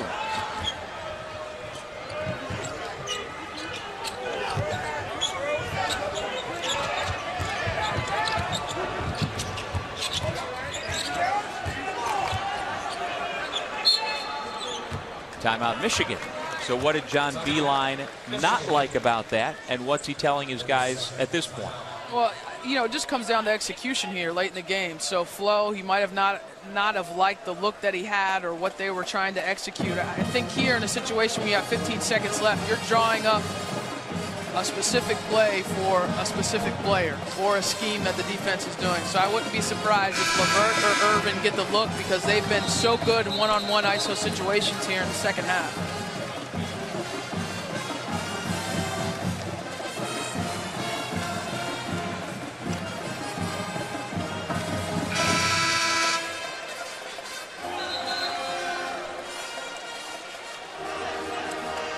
Well, the last time Villanova faced Michigan was way back in 1985, the NCAA tournament. Last time they played Oregon even farther back in 1974. How about that final score? The Ducks 116-77. That's one of the other good things about events like this in November, that you get matchups you wouldn't otherwise see. You get interregional matchups, and a team from the Pac-12 facing a team from the Big Ten that you'd only see in the NCAA tournament other than this. Shot clock at 1. Spike Albrecht, no. Doyle. He's going to go to the free throw line. Well, the other thing about these matchups is the short turnaround time. So these tournaments, early season tournaments, you can liken them to conference tournaments where you have back-to-back days, you have back-to-back games, so you have to recover quickly, of course physically, but I think coaches want to see mentally, can you go from scouting report to scouting report and having to play a different style the next night and come away with a win. At this time of year, Kara, it's not unusual for teams to be playing 4 games in 8 days, 5 games in 10 days, and that's more than the pros do. That's a lot of turnaround and a lot of quick study.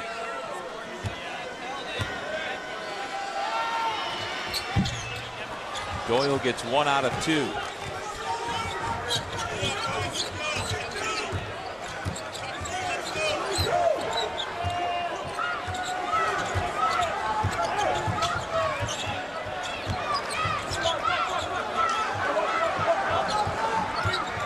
Brooks uses the screen.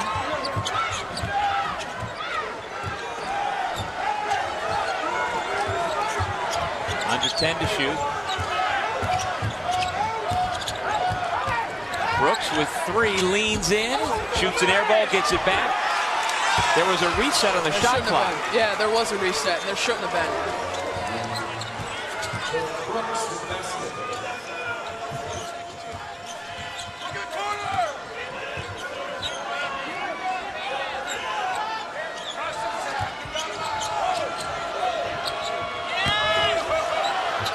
Karis LeVert goes down hard after a terrific pump fake that had Benjamin flying to the bench.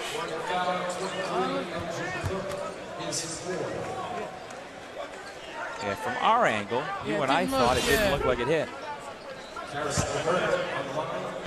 4th foul on Elgin Cook.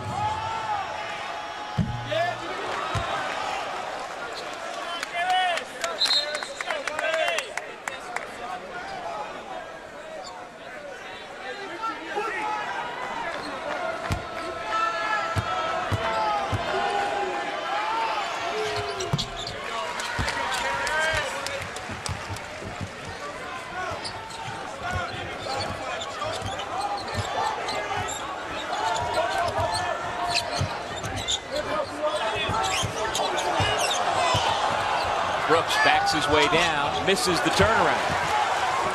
Much more active Derek Walton Jr. here in the second half. Nice on the defensive glass.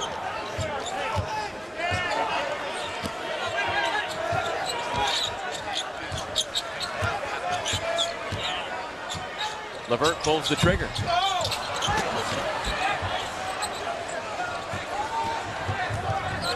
For the tie. Oregon's back within 1.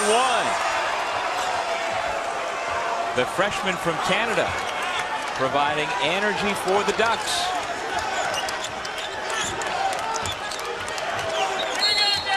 Timeout, Michigan. You know, I didn't like that settle by LeVert on that end because he's done so well in the second half in terms of driving, and Michigan's in the double bonus. I thought he should have taken Brooks off of the dribble, but what that did was that translated to the other end of the floor, and Oregon's able to get in transition off of that LeVert miss, which is where their strength is. So you take a shot that I think is a little ill-advised by Karis LeVert, and Joseph Young gets a clean look at a transition 3 and offensive rebounding, second chance points. It's been the reason that Oregon has come back, but I think that's what John Beilein is getting into his guys right now is we've got to run great offense. You have to run great offense in possession games down the stretch. You can't just go one-on-one. You've got to screen. You've got to get each other open. The most animated we've seen John Beilein tonight, imploring his team. See the second chance points, offensive rebounds, all Ducks. 17-6. So again, a team from Oregon, undersized, getting 17 offensive rebounds and counting. It's been really impressive, their effort. They haven't gone away, and the reason they've been able to claw their way back into this game, it's not like they were way out of it. I mean, they always kept the lead at a manageable level, but just hard work. I mean, sprinting in transition, sprinting to the offensive glass, defending hard.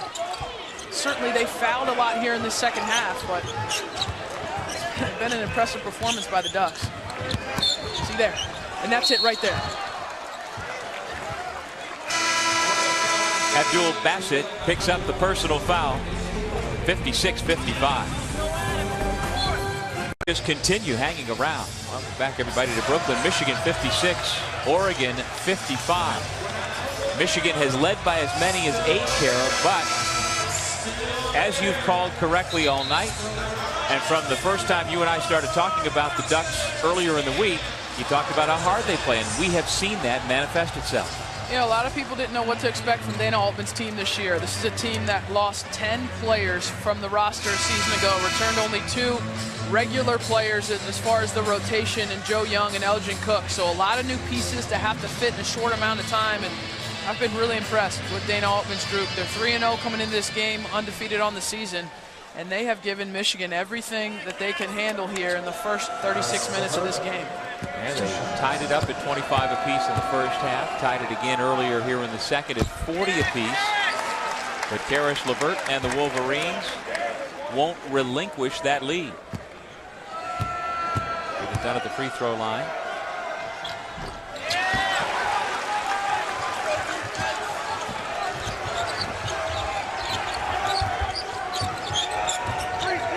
Rory for three.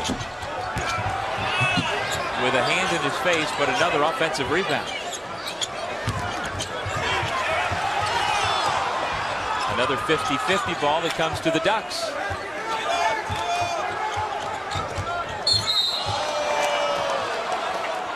Foul on Doyle. Foul 32, Ricky Doyle. His first team's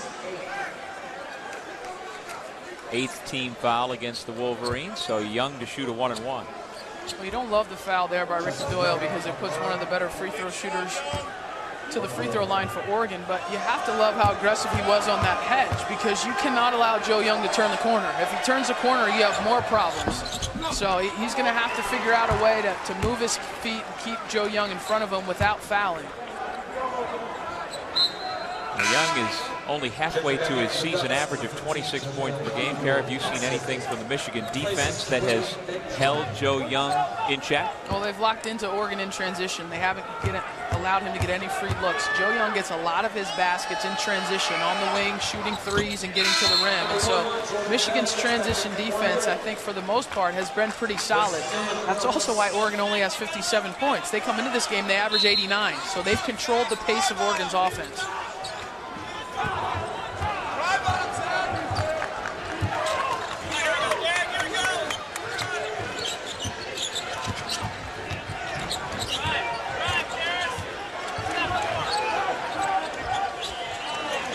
They can't find Doyle on the post. Got a big size mismatch. What a shot by Karis LeVert.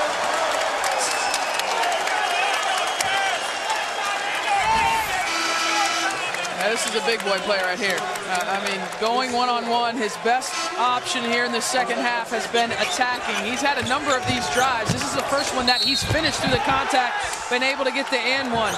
They put Jaleel Abdul-Bassett in to check Karis LeVert one-on-one. That's why they made that substitution. And Karis LeVert, he doesn't care who's guarding him. He feels like he can get to the rim against anybody. Foul went against the help defender Jordan Bell. There you see the foul trouble piling up for Oregon.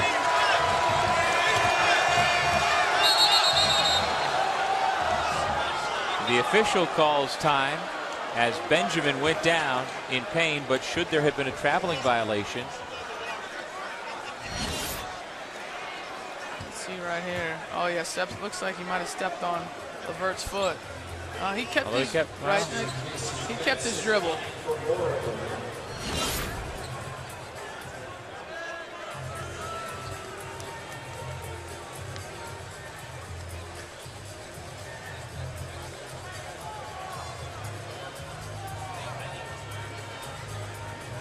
This should be a big loss down the stretch for Oregon if Benjamin's not able to come back into the ball game because he's been such a great rebounder.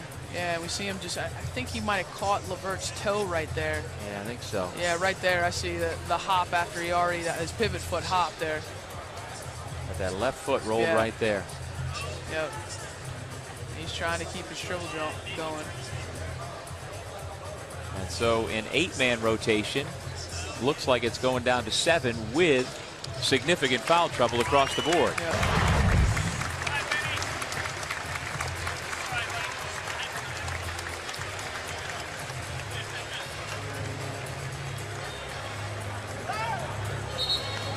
Not putting any weight on that left foot.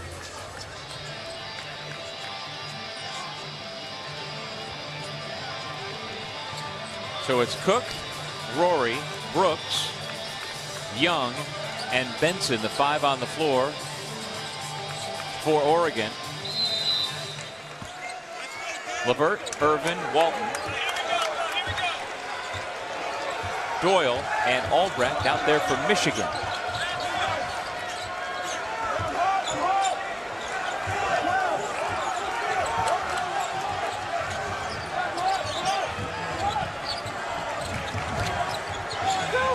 Shot clock at 2. The force. And another big defensive rebound for Walton. Great defense. Great defense by Michigan there, keeping everybody in front. Nice help side, or I should say help off the one pass away by Karis LeVert to keep the penetration out of the lane.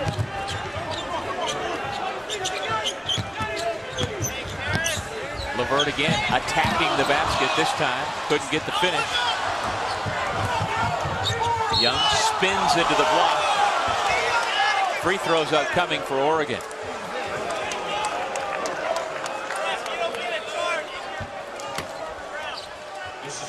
Joe Young got stuck. I mean, I'm not sure he knew what he wanted to do. He felt Spike Albrecht. It looks like Walton was there.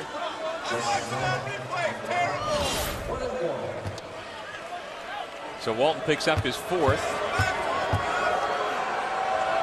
Can't get much better than Joe Young at the foul line this year. Yeah, that's a tough call against Derek Walton. It looks like he had established legal guarding position there and taken that charge. But for Oregon, it's a lucky break because I thought Joe Young was confused or not sure what he wanted to do, and he ends up spinning into the lane and gets to the free throw line. How can Oregon manufacture points against Michigan's half-court defense? That's going to be the story here of the last 2 minutes. Can they get some buckets?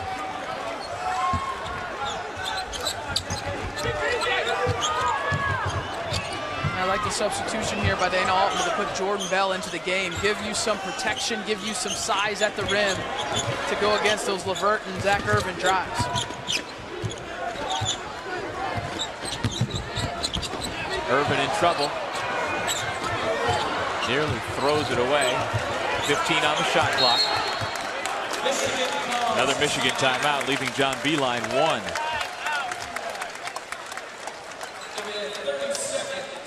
Well, in winning time, it's the Karis LeVert show. He scored their last 6 points, and I would figure coming out of this, he's the likely option as well, Kara. Well, I think John Beilein just wants them to run offense. He wants them to run something.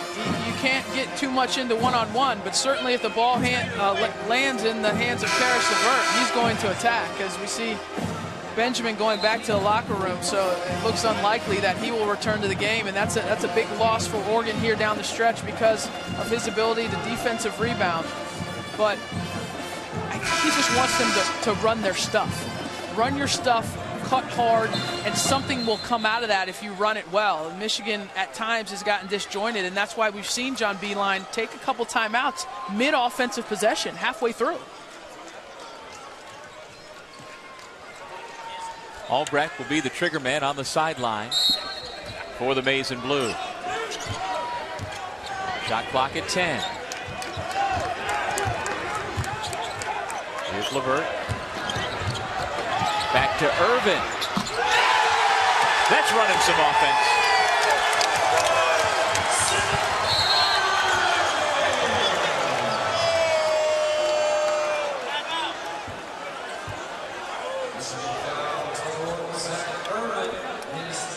Irvin commits his 3rd foul at the other end, but a big 3 to stretch the lead back to 5. Huge play. Karis LeVert all night has gotten into the lane, so Oregon helps with that extra defender. Rotation's a little bit late, and Zach Irvin doing what he's done all year long, which is a quick trigger 3-point shot. But you got to get back. You got to get back because there's less than a minute and a half left in the basketball game, and you got to get back because Joseph Young is so quick getting the basketball up the floor. 17 points now for Young, who's only 5 of 15 from the floor, but perfect as usual at the foul line.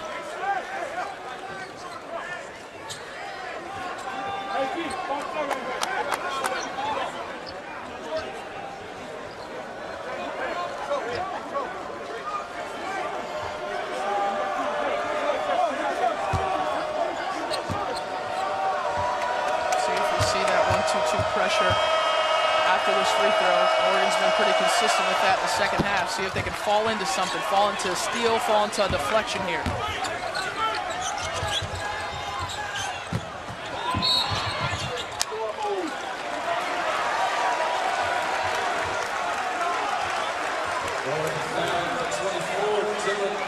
That's the 5th on Dylan Brooks.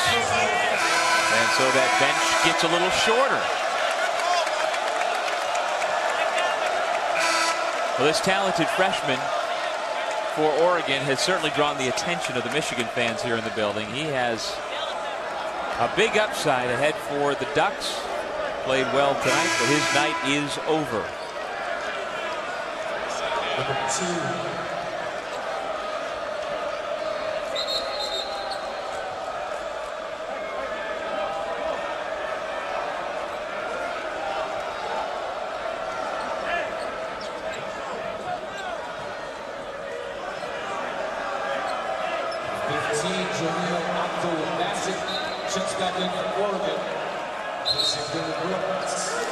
That'll bring Abdul Bassett back into the game.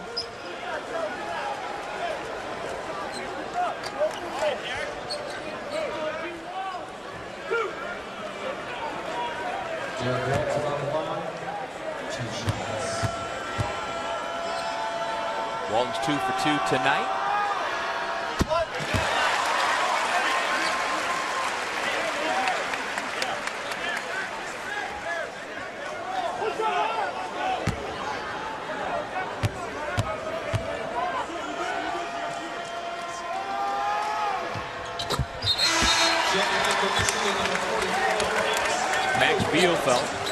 Comes back in. First time we've seen him since very early in the game, replacing Doyle.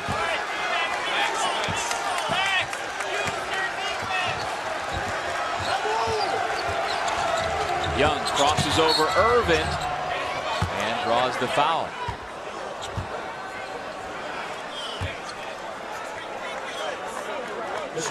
Fourth foul on Irvin.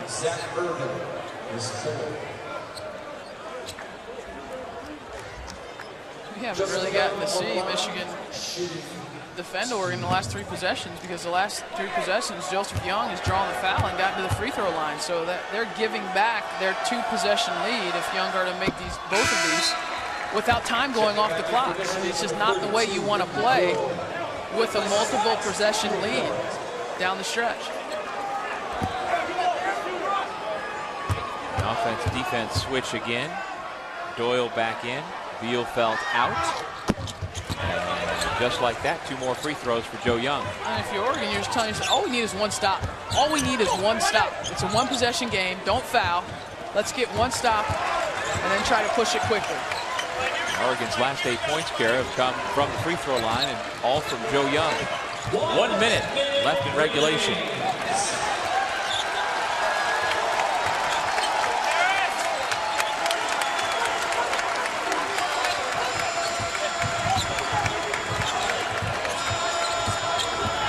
Levert in the lane. Doyle the rebound. He's bottled up. Figures he'll go up with it, and it pays off. He was looking for a teammate, then called his own number. Rory misses the 3. Irvin the rebound. And the foul committed by Young.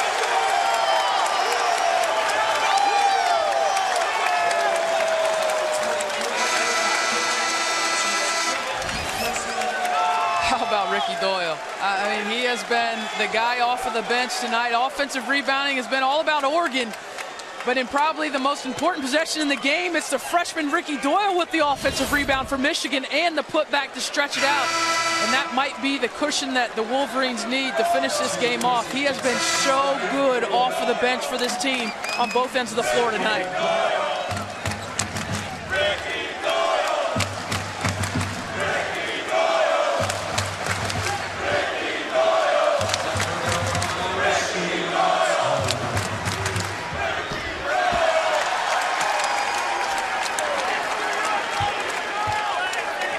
Michigan doing the job at the foul line. It has made its last 7.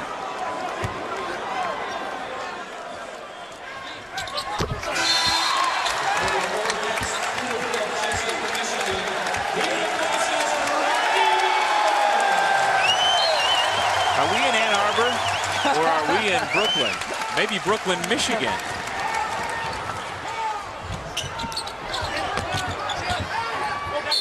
Bodies on the floor. The whistle comes. It's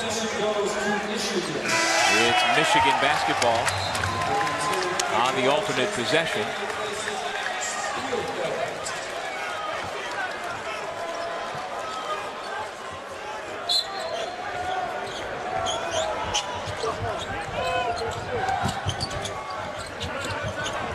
Irvin makes the big pass to LeVert. And it looks like Oregon's going to let it go.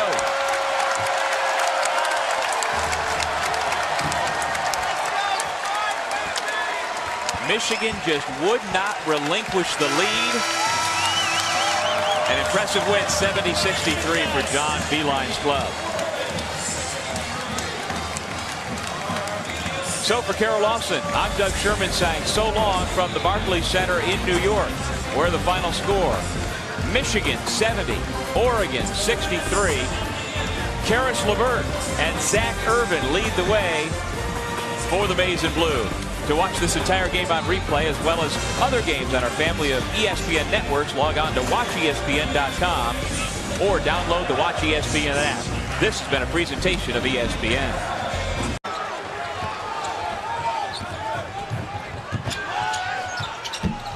Young's first shot off the mark, and the rebound goes up and over the top of the backboard.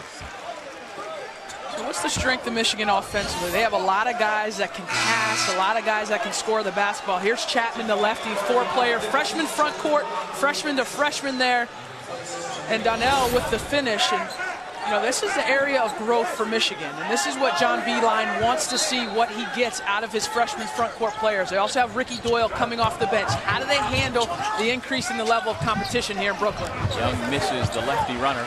He has 6 freshmen on this Michigan roster. Albrecht being hand-checked the whole way. Dylan Brooks called for the personal. I love Derek Walton and his end-to-end speed and transition. He makes this team electric. But Spike Albrecht in the half court, we've already seen it. His change of speed, his vision. He's crafty with the basketball, and he has the ability to get into little crevices and make plays off of the ball screen action. Chapman misses the iron. He's 0 for 5 so far this year from beyond the arc. Brooks, no. Young soars to the rim but couldn't get the roll. Another Oregon offensive rebound, and they'll pull it out. You know, Oregon's got some good looks at the basket on the offensive end. I mean, Joseph Young had a good open look in transition. We saw Elgin Cook with the pick and pop. They just haven't had any of them go down. A big key for Oregon in this basketball game, they've averaged 16 offensive rebounds in their first 3 games. So when they miss shots, they get second opportunities. That's a big emphasis for Michigan. If they don't give Oregon second opportunities, then they could find themselves struggling to score. Casey Benson's come into the ball game for Oregon, freshman from Tempe, Arizona. He's the backup point guard to Ahmad Rory. They play similar minutes, at least so far this year, through the first 3 games. Irvin. That is a sweet stroke for the 6'6" sophomore from Fishers, Indiana. And he's not shy. I mean, Zach Irvin, he's going to put it up. He lives in that corner in John Beilein's offense, but he does not hesitate. If he gets a clean look at the basket, he's going to go. Joseph Young. Wow. Splits the double team and goes up with the left-handed hammer.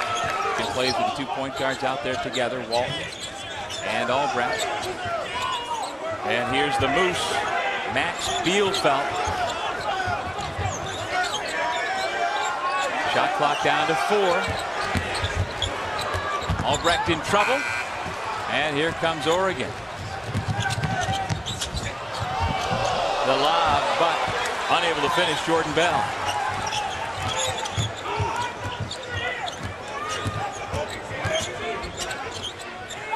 Albrecht with a wide open look.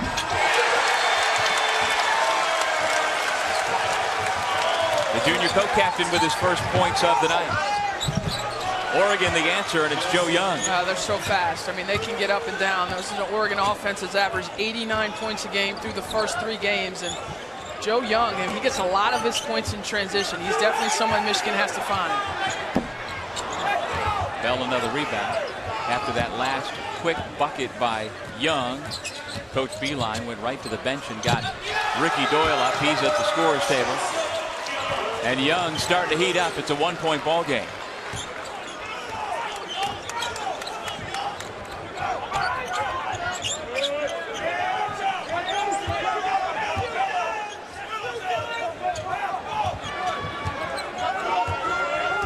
Irvin, averaging nearly 21 points per game. Levert, that's going to be off the mark short.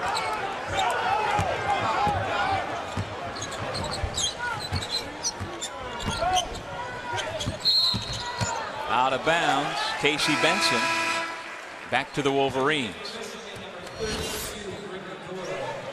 Oh, take a look at this play and how electric Oregon can be in transition. Joe Young, 26 points per game. And defensively, Michigan, as he frees it right here, nobody steps up on that ball screen. So if you're Michigan's post players, one, your first thought or your first job is to call the screen. Second, when you're using the screen or when you're calling the screen against Joe Young, you've got to step up and close that gap, not to let him get a free look at the basket.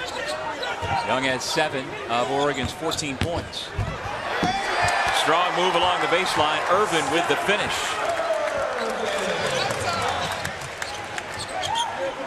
You see the difference?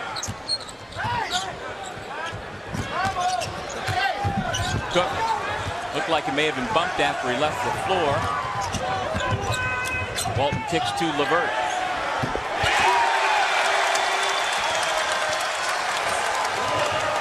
The end-to-end speed of Derek Walton makes a huge difference for this Michigan team. Finding guys in transition, it's been an improvement of Derek Walton's game from his freshman to sophomore year. John Beilein in year number 8 as Michigan's head coach. He played Division II basketball at what was then known as Wheeling College back in the early mid-70s in West Virginia. He's a native of upstate New York. Off the inbound, nice look. Dwayne Benjamin for 2.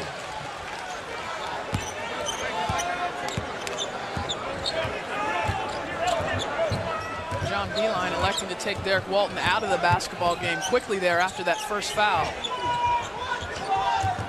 And at the point, Spike Albrecht, he plays starters minutes essentially. That's him with a lob pass. Terrific look to Cameron Chapman.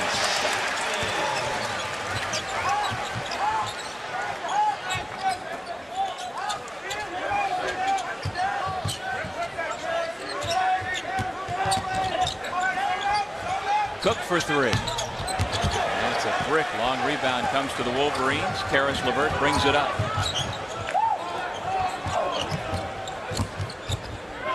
Albrecht to the corner. Nice shovel pass. Donnell with the dunk.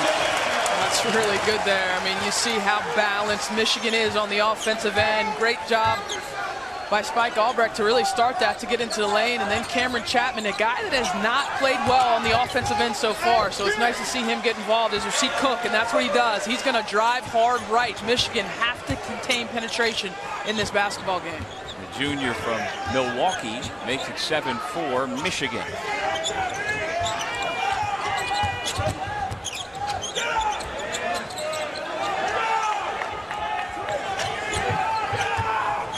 See a lot of same-size switches for Oregon on the defensive end, but LeVert's such a tough cover.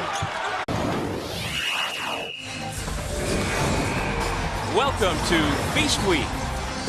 It's the Progressive Legends Classic from the Barclays Center in Brooklyn, New York. Our second semifinal pits the 19th ranked Michigan Wolverines against the Oregon Ducks. And welcome everybody to Brooklyn. Doug Sherman along with Kara Lawson. We saw Villanova play extremely well in the second half in our first game. In our second matchup, Kara, we've got 2 pretty young teams, but each team has a similarity.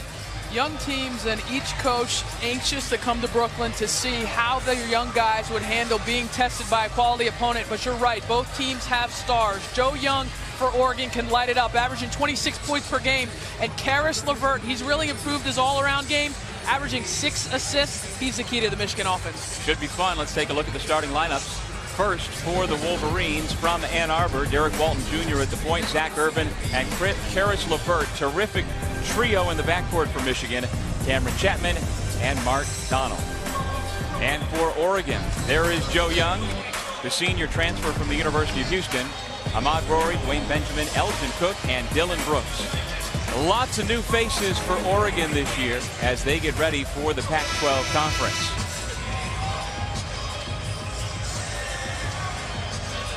Michigan in the blue, Oregon wearing the yellow with the green lettering and trim.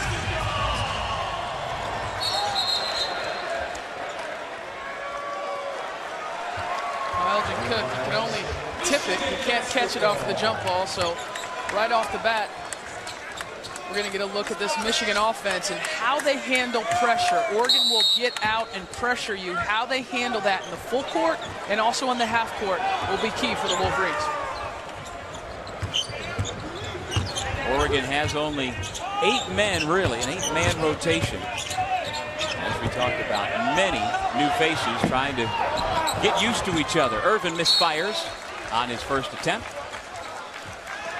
And the man trying to make it work for Oregon, Dana Altman, in his 5th year with the Ducks.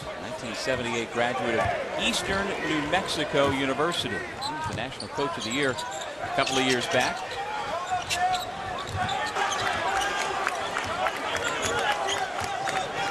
Second team all Pac-12 last year, averaged nearly 19 per game, and they need that sort of production each night this year if they're going to win. Well, they do, and Zach Irvin, a big piece, the leading scorer for Michigan coming into this game, almost 21 a game. His confidence from beyond the arc at an all-time high for the Wolverines, but they've got a great scorer up in Eugene, and that's Joe Young going to the rack hard. We've got a 4-point game. Michigan has the early lead over Oregon. We send it over to Jeff Goodman, the 3rd member of our broadcast team, with more on the Ducks. This was not the roster that Dana Altman was anticipating at Oregon. He had 5 guys graduate, but 2 transferred, 2 didn't get into school, and the big hit came when 3 were accused of sexual assault. There were no charges filed, and they were later dismissed by the university. Damian Dodson, you've got Dominic Artis, and also Brandon Austin. Those 3 guys were thrown out of school. 2 of them right now, all 3 are in junior college. The only one playing in junior college, Brandon Austin at Northwest Florida State. So this is a completely revamped roster for Dana Altman, and it's thin, painfully thin. Jeff, thank you. And yes, Michael Chandler, a 6'10 junior from Indianapolis. He's still rehabbing a meniscus injury. Didn't make the trip. He could be back perhaps by the time conference play rolls around, but the Ducks are just having to make do right now. Which will give him a little bit of size, and that's one thing that this team doesn't have. Really playing some wings at forwards, and we see Jordan Bell come into the game. He's really their one true post player, but 10 players Dana Altman lost off of last year's team. And you talk about turnover, really only Joe Young and Elgin Cook are returners that played meaningful minutes from a season ago. So a completely new team for the Ducks. Karis LeVert now with 5 points. 12-6 Michigan. Jaleel Abdul-Bassett with the basketball just into the game. He's been instant offense coming off the bench, averaging nearly 10 per game this year. This is a little 1-2. 1-1 full court pressure, 3/4 court pressure that Michigan will see after makes, sometimes after free throws. Nice job handling it there. Let's see if they can get into something. Michigan